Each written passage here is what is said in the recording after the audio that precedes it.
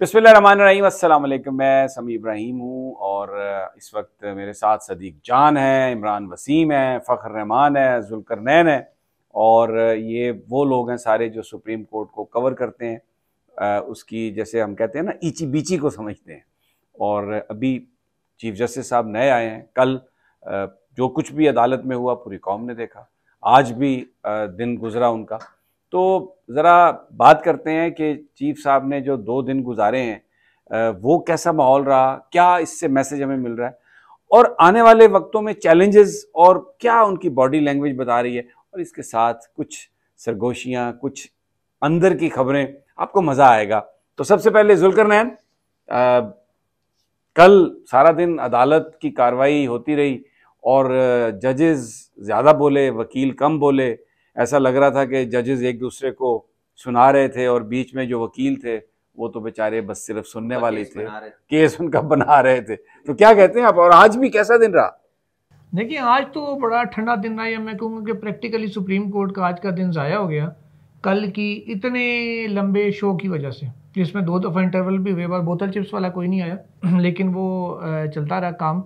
उसकी वजह ये थी कि कल रात को बेंचेस तश्कील हुए। आज 80% से ज़्यादा वकला ने, जो 3 बेंच मैंने कवर किए 5 में से, उनमें 80% से ज़्यादा वकला ने आकर ये कहा अदालत को कि जनाब रात 11 बजे हमें पता चला केस का कि फिक्स हुआ है। देखिए, ये तो अभी जब नया चीफ आता है चीजें रीएडजस्ट होती हैं। अब ये इस पे तो तनकीद मेरा, आज से पहले कभी भी ऐसा नहीं हुआ कि नया चीफ रात को 11 बजे बेंच फाइनल करे या रात को 11 बजे कॉल लिस्ट जारी करे। उसका तरीका ये होता है कि जो तो काजी साहब को मेन एतराज़ शुरू से था 184(3) के केसेस पे, आप उसका कोई केस आप ना लगाते। आप जो रूटीन में प्रोपोज कॉल लिस्ट आई हुई थी, लोगों के, आम लोगों के केस आज भी लगे, साइलिन के लगे हैं, जो आम जनरल पब्लिक के, कोई स्पेसिफिक सियासी केस नहीं था। इनको आप पहले से केसेस फिक्स करते थे, बेंच तश्कील देते थे। वो बड़ा गैर मुनज़्ज़म अंदाज में हुआ और इसने कुछ अच्छा इंप्रेशन नहीं। असल में लेट फिक्स हुए ना, तो आज केसेस डिस्पोजल नहीं रहा, डिस्पोजल ना होने के बराबर था। आज कुछ चंद केसेस डिस्पोज ऑफ हो सके हैं, ये बेहतर भी हो सकते थे अगर थोड़ा सी मैनेजमेंट प्रॉपर कर ली जाती। कल की जहाँ तक बात है, कल तो मेरी नज़र में फुल कोर्ट, जो फुल कोर्ट हर वक्त लगे रहते थे सब लोग के, जी फुल कोर्ट बना दें, फुल कोर्ट बना दें, कल बन गया। 8 रुकनी बेंच का जो स्टे ऑर्डर था वो बरकरार है। अब बाज जो दानशो कोर्ट बनाने का ये मकसद तो नहीं था कि उस स्टे को वेकेट करना है। काजी साहब का तो मौका भी था, विजडम शामिल करना था। सर विजडम शामिल हो गया। काजी साहब का मौकफ क्या था? 2 मई को जो स्टे ऑर्डर हुआ था कि जी चूंकि वो स्टे देना गैर आईनी है, लॉ को सस्पेंड नहीं किया जा सकता, या कलअदम करें या ओके करें और उसके अकॉर्डिंगली बेंच बनेंगे तो अब मैं बैठूंगा, आपने लॉ सस्पेंड कर दिया।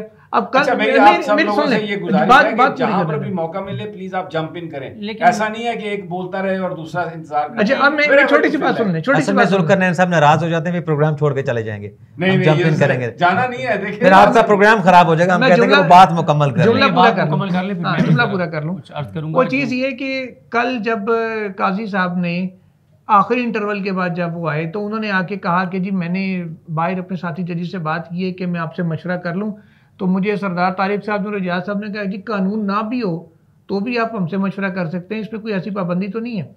इसलिए मैंने अब ये डिसाइड किया कि जी मैं इनसे मशवरा करके बेंच बना लूँगा। तो वो जो स्टे था वो बरकरार था। जो 5 महीने काजी साहब चैम्बर में बैठ के, कल के अतबार में पब्लिक बनी है, लोग जेलों में सड़ रहे हैं, तो 5 महीने आप जो बैठे रहे चैम्बर में दुकान लगा के, गाहकी कोई नहीं आया आपके पास। अब वो कैसे सारा कुछ लीगल हो गया जब आपने पर्सनल लेवल पे मुशावरत की है, ऑफिशियल ऑर्डर में कोई नहीं ना आपने स्टे वेकेट हो गया। देखिए ये साहिबान लोग मौजूद थे, पूछ लें कहीं ऑर्डर में डिक्टेट कराया उन्होंने कि वो जो स्टे ऑर्डर था ऑर्डर आ गया वैसे अभी तक वो भी नहीं आया। वैसे एक चैनल पे रिपोर्ट हुआ और गलत हुआ। अच्छा, गलत रिपोर्ट, स्टे विकेट नहीं हुआ लेकिन मेकशिफ्ट अरेंजमेंट जरूर किया गया है। क्योंकि काजी फैसल साहब का एक मौक़िफ़ था कि मैं केस नहीं सुनूंगा जब तक ये स्टे ऑर्डर मौजूद है, लेकिन उसका इंतजाम किया गया है, आर्जी बंदोबस्त किया गया। देखें समी साहब, एक तो मैं ये कहूँगा कि मैं माजरत के साथ जुल्करनैन साहब से हमने सीखा है, हम सीखते हैं, और सुप्रीम कोर्ट के सीनियर तरीन इस वक्त जो ज़बरदस्त रिपोर्टर्स उनमें से एक हैं। लेकिन मुझे बड़ा अफसोस हुआ आज जुल्करनैन साहब को सुन के। मसला ये है कि देखें कुछ, और मुझे बड़ी हैरानगी हुई, कुछ जो काजी फैसल साहब को पसंद करने वाले रिपोर्टर्स हैं उनका हमने देखा कि उन्होंने बंदियाल साहब की बड़ी तज़हीक की। मेरा ख्याल है कि बतौर कोर्ट रिपोर्टर कुछ चीज़ें हैं जिनको हमें जो जहाँ तारीफ़ बनती है तारीफ़ करनी चाहिए। देखें मेरी बात सुने, जो बात जुल्करनैन साहब ने पहले एतराज़ किया काजी फैसल साहब पर, वो ये किया कि जनाब वो आज जो है डिस्पोजल नहीं हो सका। भाई आज मैं काजी फैसल साहब के बेंच में बैठा हूँ, 15 केस लगे हुए थे, 15 में से 9 उन्होंने जो है वो निपटाए हैं और 2 सिर्फ हैं जो जन हुए हैं। दूसरी बात यह है कि काजी साहब का एक मौकफ रहा है और वो मौकफ यह था कि मैंने हलफ उठाया हुआ है आइन और कानून के मुताबिक चलने का। कानून बन चुका है क्योंकि आपका जज्बा जोश कहीं वहां से रूह अफ़ज़ा तो नहीं पी किया है काजी साहब नहीं आज उन्होंने गुरी कराई वैसे इनको, देखिए आज गुरी कराई उन्होंने जब नहीं देखिए मैं ये समझता हूँ नहीं कहते नहीं कराई नहीं वो उनकी मोहब्बत है देखिए और ये अब आपकी मोहब्बत छलक रही है। नहीं देखिए मैं ये अर्ज कर रहा हूँ कि जहां पे उनकी तारीफ बनेगी डंके की चोट पे तारीफ करेंगे। ये नहीं है कि हमारा उनके कुछ चीजों पे पॉइंट ऑफ व्यू रहा है तो हम उसको देखें। 5 चीजें बड़ी इंपॉर्टेंट हैं। ये माने कि जस्टिस काजी फाइज अहसन ने चीफ जस्टिस पाकिस्तान बनते ही सबसे पहले फुल कोर्ट मीटिंग की है। ये माने कि सबसे पहले दिन उन्होंने फुल कोर्ट बिठाई है। ये माने कि वो पहले चीफ जस्टिस हैं जिन्होंने पहले दिन इतनी तवील समाअत की है। ये माने कि वो पहले चीफ जस्टिस पाकिस्तान है जिन्होंने इतनी फेयरनेस के साथ ओपन कोर्ट बिठा के और मीडिया के जरिए लाइव दिखाया है। देखें समीर इब्राहिम साहब, आप इसका दूसरा पहलू क्यों नहीं देखते कि अगर कल जो लोग तो तीसरा चौथा पहलू भी हाँ, लेकिन वो हमारे भाई ने जिस तरह से बात की, देखें बात यह है कि उन्होंने एक, यही तो खूबसूरती है कि जजेस ने एक दूसरे से इख्तिलाफ किया और एक नई चीज लोगों को देखने की मिली है। लेकिन मैं ये समझता हूं कि जहां पे काजी साहब की तारीफ बनती है वहां पे उनकी तारीफ करनी चाहिए। और मैं ये समझता हूं कि पहले 2 दिन उन्होंने बहुत जबरदस्त इकदाम किए और उनको अप्रिशिएट करना चाहिए। हाँ, ये बात जुल्करनैन साहब की ठीक है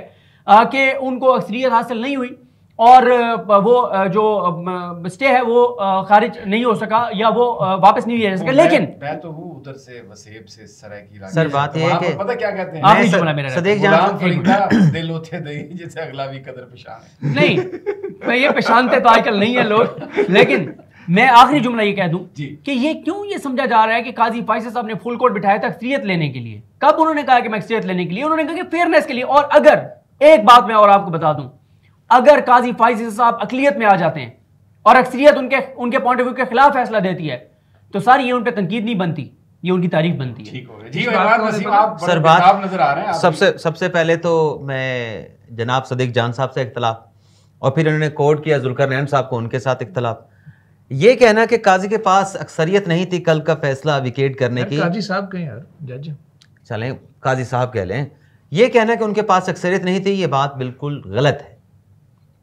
बात ये देखें कि उससे जब ये फुल कोर्ट बैठा है उससे पहले वो फुल कोर्ट मीटिंग करके आए हैं, उसमें लाइव टेलीकास्ट की वो इजाजत लेके आए हैं, फैसला करके आए हैं। उसमें अगर उसमें अक्सरियत थी तो मेरे ख्याल से ऐसा कोई नहीं बनता कि इसमें अक्सरियत ना हो। क्यों विकेट नहीं हुआ? क्यों एक में सुन लेना, जरा सुन ले फिर ये क्या लॉजिक? क्यों मैं लॉजिक दे रहा हूं ना, क्यों विकेट नहीं हुआ स्टे, मैं आपको उसकी लॉजिक देता हूं। मजा आया। बात यह है कि या तो ये केस कल डिसाइड हो जाता, फिर ये था कि वो कहते ना ऊँट किसे करवट बैठ जावे। इतनी देर तक उसकी समाअत 6 बजे तक 2 वक्फे, क्या प्रॉब्लम? समय साहब आते हैं ना, सारा इसमें करते हैं। बात यह कि इतनी लंबी जो हियरिंग की गई उसका मकसद ये था कि इसको किसी नुक्कर लगाए, किसी नुक्कर लगाए। एजी साहब ने जाना है तो कम से कम स्टे तो आज विकेट हो जाए। नहीं स्टे आम फहम तो यही सर सुने तो सही ना, स्टे क्यों नहीं विकेट हुआ? असल तो यही बात समझाने की है ना, क्योंकि यहाँ पे कहा जा रहा है कि काजी फैसल साहब के पास अक्सरियत नहीं थी। देखें अगर ये कानून खत्म होता है तो क्या होगा?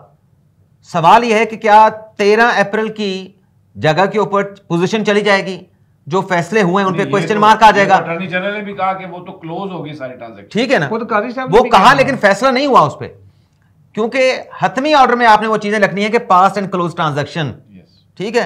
जब आप स्टे विकेट करते, एक कॉन्स्टिट्यूशनल कह लें या लीगल एक क्राइसिस आ जाता कि वो जो 13 अप्रैल से लेके आज तक चीजें हुई हैं अब उनका क्या बनेगा? ठीक हो गया। इस कानून का इतलाक कब से होगा? सर वो जाना था, आगे भी मूव करना है, बहुत सारे इश्यूज हैं सर। वो आना था फाइनल, उसमें स्टे वकेट होने से ये होता है कि 184(3) के जिस फैसलों से अफेक्टेड लोग हैं वो अपीलें दायर कर सकते हैं। नहीं, ये फखर रहमान सबसे बैठने के लोग इनकी ज़ियारत कर रही हैं, उन्होंने बात भी करनी है। नहीं आप फखर रहमान देखें, कल की जो हियरिंग है उससे एक चीज़ बड़े वाज़ेह तौर पर सामने आई है कि जजेस ने मुत्तफ़िका तौर पर ये बता दिया है कि वो अपने डोमेन में इंटरफेरेंस को बर्दाश्त नहीं करेंगे। दूसरा, सुप्रीम कोर्ट को कंट्रोल करने के जो एफ़र्ट्स हैं वो इसी तरह से नाकाम होंगे जिस तरह से कल हमने देखा कि आइन और कानून की बात भी सामने आई है मुख्तलिफ जजेस साहिबान की तरफ से। और इसमें सबसे जो इम्पोर्टेंट रिमार्क्स जो थे वो जस्टिस मुसर्रत हिलाली के थे, जिन्होंने ये सवाल उठाया कि ये पब्लिक इंटरेस्ट की लिटिगेशन थी सॉरी कानून है या ये पर्सनल किसी को फ़ायदा देने के लिए है, जिसको हम कहते हैं पर्सन स्पेसिफिक कानून साजी। आप देखें कि ओवरऑल जजेस का जो कंसेंसस था उसको सामने रखते हुए जस्टिस काजी फायद ईसा ने जो स्टे का मामला जो था वो उसकी तरफ नहीं गए, एक चीज़। दूसरी चीज़ ये थी कि जब तक के तमाम वकला के आर्गूमेंट्स और उनकी प्रपोजिशंस जो हैं वो सामने ना आ जाएं तो आप कोई भी फ़ैसला नहीं कर सकते।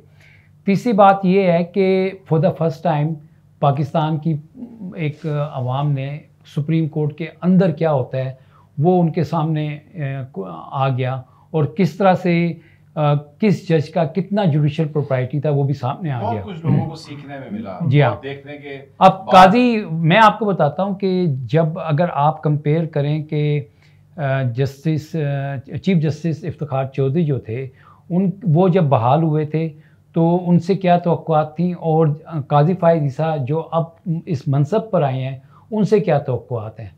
तो देखें उस वक़्त जो जिन लोगों की तवक्कुआत थी कि शायद वो जस्टिस इफ्तिखार चौधरी साहब से जो है ना कोई बेनिफिट ले लेंगे, तो उन्होंने बरमला इतना प्रेशर आया कि उन्होंने ओपन कोर्ट में हर एक को ना की थी।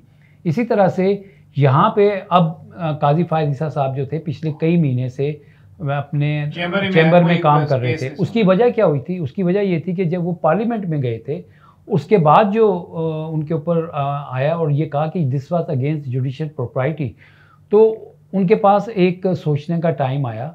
और अब काजी साहब जो हैं, मैं जो सदीक जान है, मैं इनकी बात से इत्तफाक करता हूँ कि मुझे ये लगता है कि काजी साहब का जो बीइंग ए चीफ जस्टिस जो जिस तरह से वो रेगुलेट करेंगे मामलात को, और ख़ास तौर पर जो अहम मुकदमात आने हैं उस हवाले से बड़े इंटरेस्टिंग होगा। अच्छा, सबसे मेरा एक सवाल है क्योंकि फिर हमारे पास टाइम भी ऐसे ही होता है।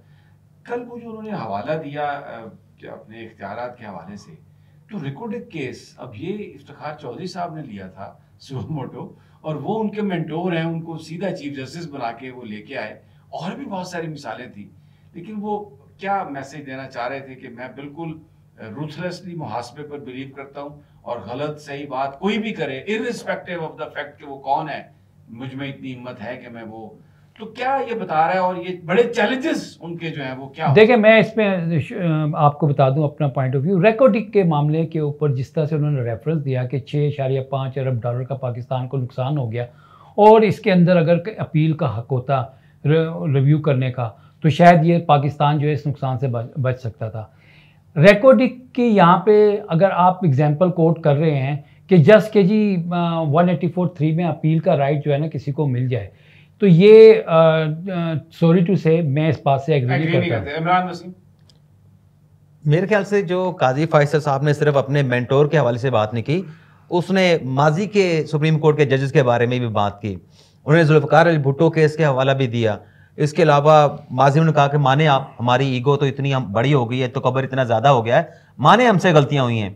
बाकी जो उन्होंने ये बेंच बनाया 2 दिन के दिन, गलतियां इनसे तो नहीं हुई ना, माजी की गलतियों का क्या करने की जरूरत नहीं, लेकिन माजी की गलती जो थी सुप्रीम कोर्ट ने एक्सेप्ट कर दी थी जब आसिफ अली जरदारी साहब की तरफ से रेफरेंस आया था। वो तो हो गया था सारा। तो ये तो एक ऐसा एडवाइजरी पेंडिंग पड़ा, लेकिन उन्होंने कहा था कि ये जुडिशियल मर्डर था, जो कहा वो एक ऑब्जर्वेशन थी जुडिशियल मर्डर। नहीं, वो देखिए रेफरेंस लगा के वापस ले ले फैसला, वापस ले ले।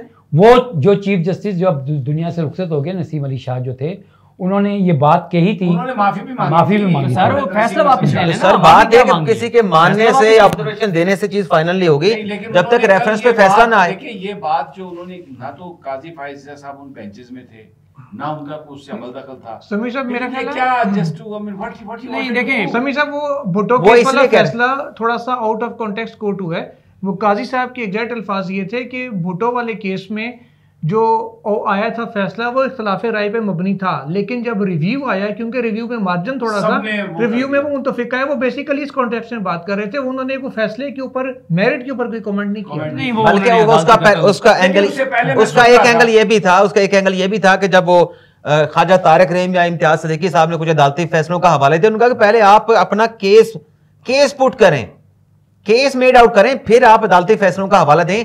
मैं अदालती फैसलों को जब यहां पे एक फुल कोर्ट बैठा है क्यों मानूं? यहां पे तो ऐसे ऐसे अदालती फैसले मौजूद हैं जिसमें डिक्टेटर्स के मार्शल लॉ को जो है वो जस्टिफाई किया गया, फिर जुल्फिकार अली भुट्टो केस का हवाला दिया, तो उस पैराए में भी वो बात कर रहे थे। बिल्कुल। अच्छा, मैं एक चीज समझता हूँ समी साहब, एक तो मैं आपको बता रहा हूँ कि ये क्योंकि अब प्रोग्राम हमारा ये रेगुलर आपके साथ चलेगा, लेकिन ये मैं आपको बता दूं कि ये जुल्करनैन साहब को मैं वार्न कर रहा हूँ। हाँ, जुल्करनैन पे आप क्यों टारगेट कर रहे हैं? देखें, इस प्रोग्राम में ना वो चीज़ नहीं चलेगी जिस तरह से है कि बस हमने तनकीदी काजी साहब पे करनी है, ठीक है? देखें, मैं बताऊँ समी साहब, आपने अपने सवाल में खुद जवाब दे दिया था। अगर जस्टिस काजी फाइज ईसा ने मनसबे उसके ऊपर काजी सबसे बड़े जो पाकिस्तान के चीफ काजी कज़ा के मनसब पे बैठ के सबसे पहले जो केस सुन रहे हैं उसमें अपने मेंटोर या उनको चीफ जस्टिस बनाने वाले के ऊपर अगर तनकीद की है तो इससे ज्यादा फेयरनेस फिर क्या है? ठीक है, ये बात एक। अच्छा, कुछ और भी बड़ी बातें हुई हैं। अच्छा, ये रिकॉर्डिंग वाले में मैं अपनी राय दे दूं? जी प्लीज। मेरा ख्याल है कि अच्छा, जब काजी साहब ने रिकॉर्डिंग का जिक्र किया तो अटॉर्नी जनरल साहब ने स्टील मिल का भी केस का भी जिक्र किया, वो भी तखार चौधरी साहब का सो मोटो, मैंने कहा स्टील मिल प्रॉफिट में जा रही थी सो मोटो, और आज देख लें वो कितनी बड़ी लाइबिलिटी हमारे ऊपर बनी हुई है। तो ये जो इस किस्म के फैसले थे, मैंने आपको याद होगा आपके साथ जब मैं बोल टीवी पे प्रोग्राम में था तब मैंने आपको 300 मोटो गिनवाए थे। एक कारके वाला था जिसमें अरबों डॉलर का में जुर्माना हुआ, दूसरा ये रिकॉर्डिंग में अरबों डॉलर हमारे सर के ऊपर पड़ गए थे, तीसरा बंदयाल साहब का ये कासिम सूरी वाला था, जिन तीनों से मुल्क बर्बादी की तरफ गया। ये तीन वो थे जिनसे ये बर्बादी आई थी, तो मैंने उस वक्त आपको ये गिनवाया था। अब अगर अदालत को इस बात का एहसास है कि यार हमें इस किस्म का पंगा नहीं लेना चाहिए तो डेफिनेटली वो एक अच्छी बात है, फैसला वो रिवर्स नहीं हो सकता। तो यार 90 दिनों में इलेक्शन करवा देना, आइन कहता है, तो अभी उस पे तो कोई आज भी वो नहीं, वो केस फिक्स आने दे वो, क्योंकि उसमें सुप्रीम कोर्ट बार की पिटीशन पे नंबर लगा हुआ है जो पीटीए वो जाहिर है। अभी तो देखिए अभी एक दिन हुआ उनको आए, उनको अभी एक दिन हुआ आए हुए, कितना मार्जिन उनको दें समझ आना है। नेक्स्ट बात ये कर लेते हैं, अच्छा एक सब अगले 11-12 दिन में क्या काजी साहब बड़े काम 2-3 कर सकते हैं? देखिए जो उसमें क्या हो सकते हैं, मेरी नजर में 2-3 केसेस हैं, 3 केसेस का मैं चलने वाला अलग से प्रोग्राम कर लेते हैं।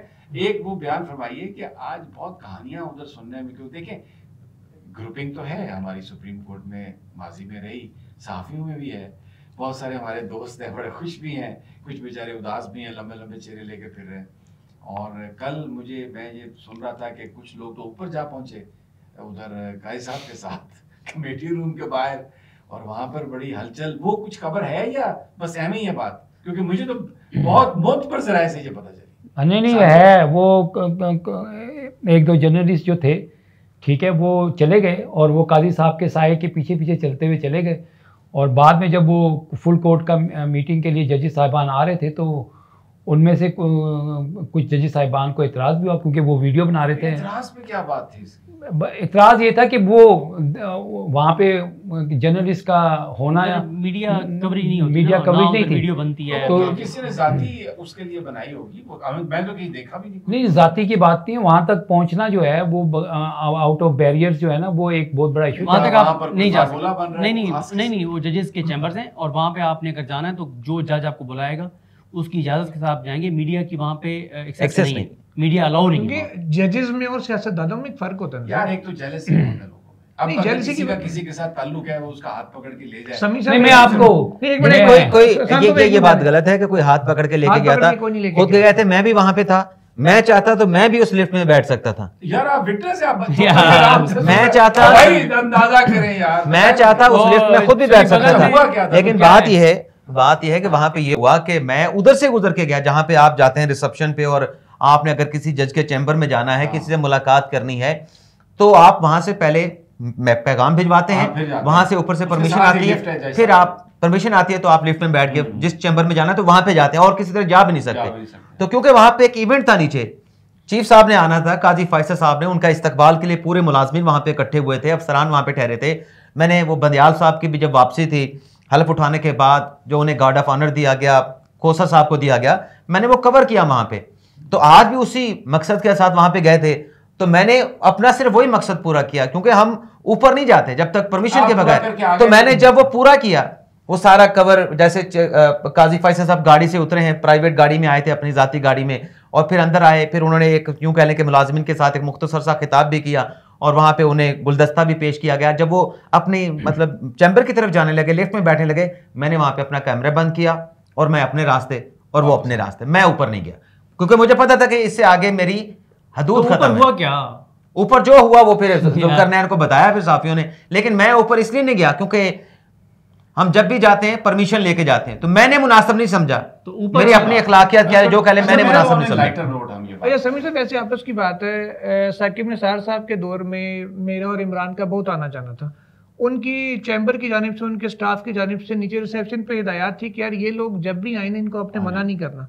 उसके बावजूद हम दोनों जब जाते थे रिसेप्शन से, वो वायदा पुलिस वाले कहते थे यार आप जब, हम कहते थे नहीं आप ऊपर कॉल करें, हो सकता है कोई ऐसा गेस्ट बैठा हो जिसके हमारी मौजूदगी में अनकंफर्टेबल होते हैं। आपकी बात सही, लेकिन तो तरीकाकार जो है ना उसको फॉलो किया जाना चाहिए। मुझे ये लगता है कि ये जो बात हुई है इसके बाद शायद फिर डेफिनेटली कोई ऑर्डर इस तरह के आएंगे। वो ऑर्डर आ चुका है। चीफ जस्टिस काजी फाइज जीसा ने, जब बाकी जजेस ने इतराज किया कि यार आप किसके साथ आए, ये लोग कौन है, बताया गया कि जी जर्नलिस्ट हैं, पहचानते तो जजेस भी थे। उन्होंने कहा जी क्यों आए यहाँ पे, क्या कर रहे हैं ये, तो सिक्योरिटी स्टाफ ने बताया कि जी काजी साहब के साथ है। उन्होंने कहा फिर वो काजी साहब के पास भेज दें, अगर उनके साथ आए तो यहाँ इनका कोई काम नहीं है। ठीक है। अच्छा फिर वहाँ गए और काजी साहब के स्टाफ के 1-2 लोगों से मेरी आज बात हुई, उन्होंने कंफर्म किया, उन्होंने ना सिर्फ कंफर्म किया बल्कि कहा कि काजी साहब ने मना किया कि मेक श्योर करें दोबारा ऐसा ना हो। नहीं मैंने ज्यादा ये बताते ये लफ्ज पहचानते होते हैं या पहचानते होते हैं?